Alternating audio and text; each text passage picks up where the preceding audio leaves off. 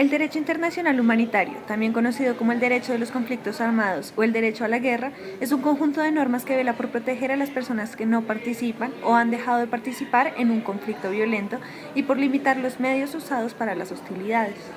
Así, además de limitar el sufrimiento provocado por el conflicto, protege y asiste a las víctimas del mismo. Estas disposiciones se aplican en ambas partes del conflicto, independientemente de los motivos o causas del mismo. Es decir, la protección de estos derechos no se da en medida del cual de las dos partes esté bien o mal. La primera noción surge a partir de los acuerdos nacidos de costumbres que fueron evolucionando a tratados bilaterales, que a su vez pasaron a ser reglamentos por estados. Sin embargo, la ética de estos reglamentos tenía grandes fluctuaciones al variar de acuerdo al espacio y al tiempo en el que se daba el conflicto, ya que su aplicación variaba de acuerdo a la cultura y ética. Por este motivo, las Naciones Unidas, en 1939, en la Convención de Ginebra, establece el DIH formalmente, a pesar de la gran polémica que forma junto con el derecho de la autoprotección de cada Estado. Las partes en conflicto harán distinción en todo momento entre población civil y combatientes, con miras a preservar a la población civil y los bienes de carácter civil. El emblema de la Cruz Roja o el de la media luna roja sobre fondo blanco es el signo de dicha protección y ha de ser respetado. Según Christopher Harnish, jefe de la delegación de la Cruz Roja Internacional en Colombia, aunque el conflicto en general ha disminuido, las amenazas, el desplazamiento forzado, las restricciones por artefactos explosivos y la violencia contra la población civil sigue vigente. Así entonces, las 182 violaciones al DIH en las zonas donde la Cruz Roja está presente y las más de 79.000 personas desaparecidas lo demuestran, dejando en evidencia cómo el conflicto armado en Colombia no suele tener un trato diferencial hacia la población civil, sino que realiza todo lo contrario. Ve aquellos atentados como una manera de manipulación y presión. Debido al anterior, la Cruz Roja y la delegación en Colombia del Comité Internacional de la Cruz Roja lanzaron una campaña denominada Un símbolo de esperanza para la humanidad, que busca informar a la población sobre la importancia de este emblema y su uso adecuado. Campaña que se sustenta en la Ley 875 del 2 de enero del 2004, al igual que los convenios de Ginebra del 12 de agosto del 49. Todo lo anterior fundamentado en el hecho de que la Cruz Roja busca proteger la vida, la dignidad y la salud de los habitantes en situaciones vulnerables. Queda prohibido emplear armas o métodos de guerra que puedan causar pérdidas inútiles o sufrimientos excesivos. El problema de las minas antipersona existe en Colombia desde hace más de 20 años. Colombia es el único país en América Latina y uno de los pocos en el mundo donde cada día se siembran más minas antipersonal.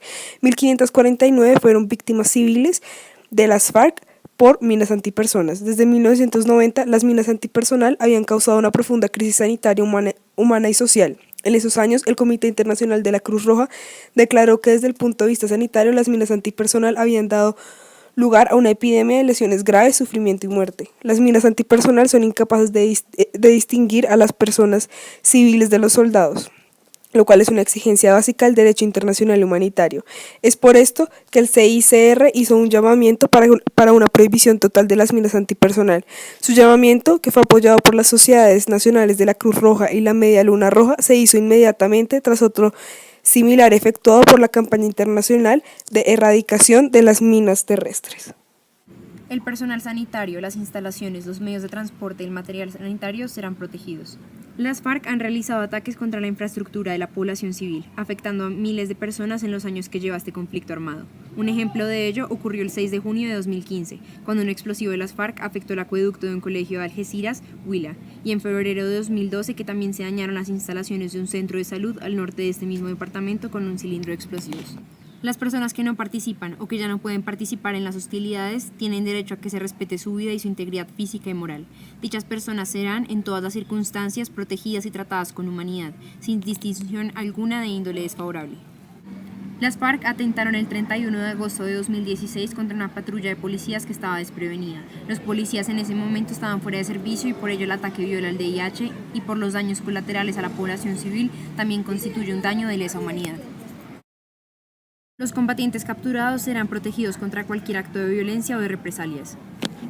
Como titula Human Rights Watch en un informe, Tratamiento inhumano de combatientes capturados, las FARC han violado la norma del DIH que protege a los retenidos. Su negligencia ha dejado rastros psicológicos y físicos en los capturados, por las múltiples heridas que no han recibido atención médica.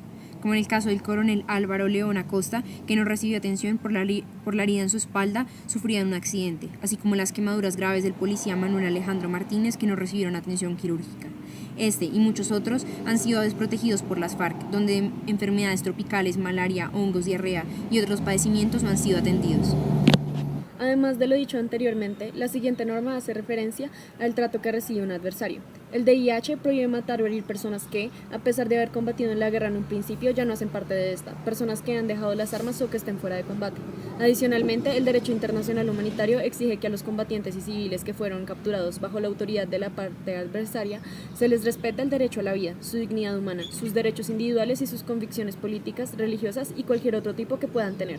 Los adversarios no pueden tener represalias algunas o acciones violentas contra los combatientes retenidos. En Colombia, un ejemplo de esta violación de estas normas puede ser cuando las FARC atentó contra la vida, libertad, dignidad humana, integridad física y salud de un campesino en el 2012 por razones injustificables. Luis Seider Aguar, un campesino que no era parte del conflicto, lo apuñalaron, le cosieron la boca, le cortaron un dedo y rompieron sus manos puesto que él no quería cumplir un atentado terrorista.